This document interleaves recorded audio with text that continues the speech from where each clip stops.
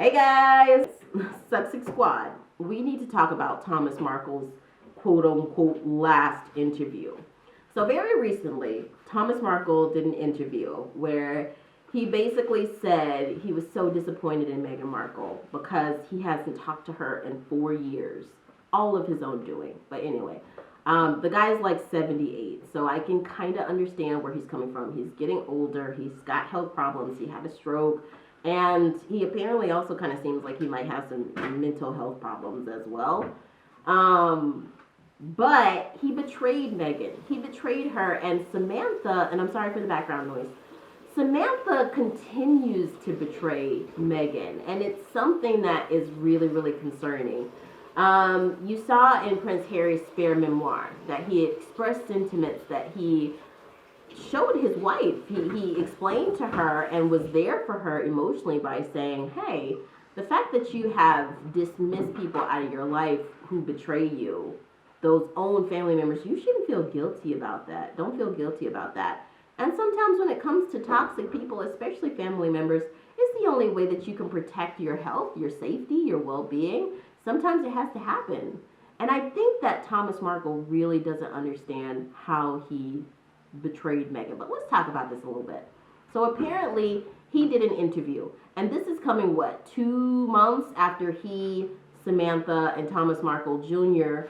sat in front of, I think it was 7 News Spotlight, and they did an interview ahead of the coronation. You know, that right there is so distasteful, where they continue to air their family grievances more and more, where if it's not clear now that Meghan and Prince Harry have said, hey, we don't want you airing our family grievances. I mean, even on the royal side, you know, even with the Windsors, they're not airing the family grievances like that all the time. And if they are, they're doing it through some unknown source, you know.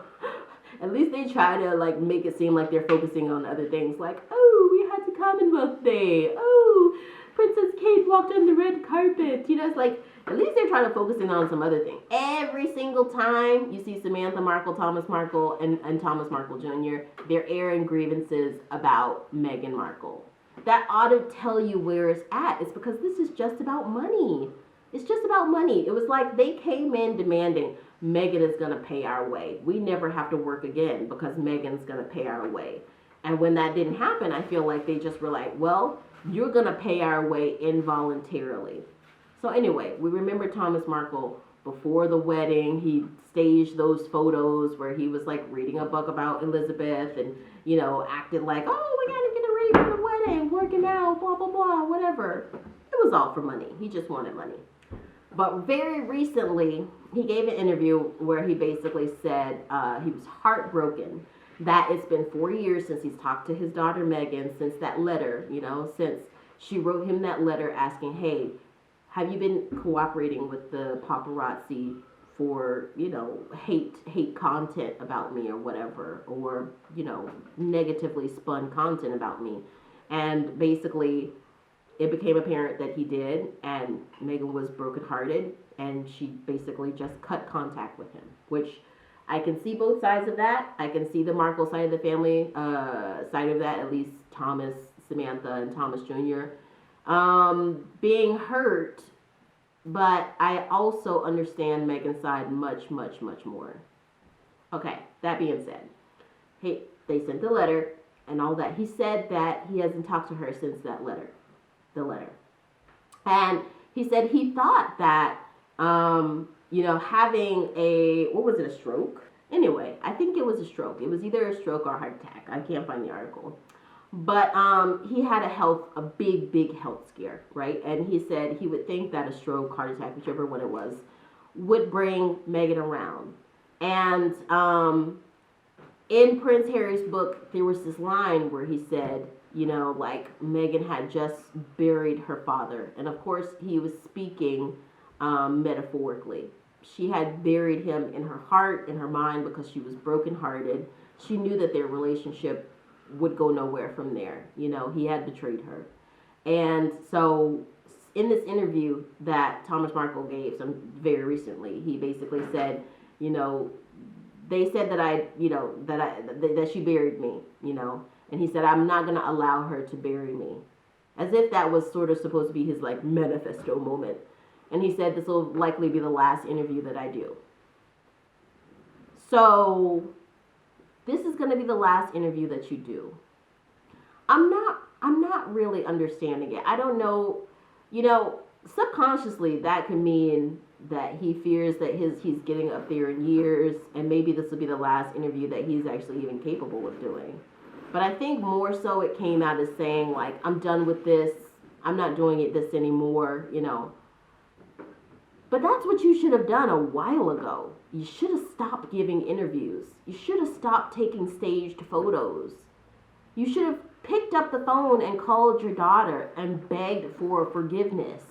Like, this is where we live in this day and age where pride just gets in the way. Even with older people, with younger people, humility is still a virtue.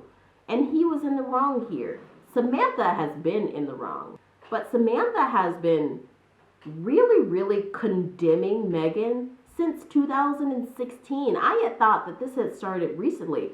But since Meghan started dating Prince Harry, literally before they even got married, Samantha had this disdain. And I think this comes from a place of deep insecurity. They hate seeing them succeed. They hate seeing them have reverence around the world for their charity and their activism and actually making money for it. And so since they can't get a little piece of that, they're going to attack you, That is like narcissism on another level. But guys, what do you think about this point about Thomas Markle saying this is his last interview and all of this stuff? On the one hand, I feel bad for the guy. He is a father at the end of the day. He is Meghan's father at the end of the day.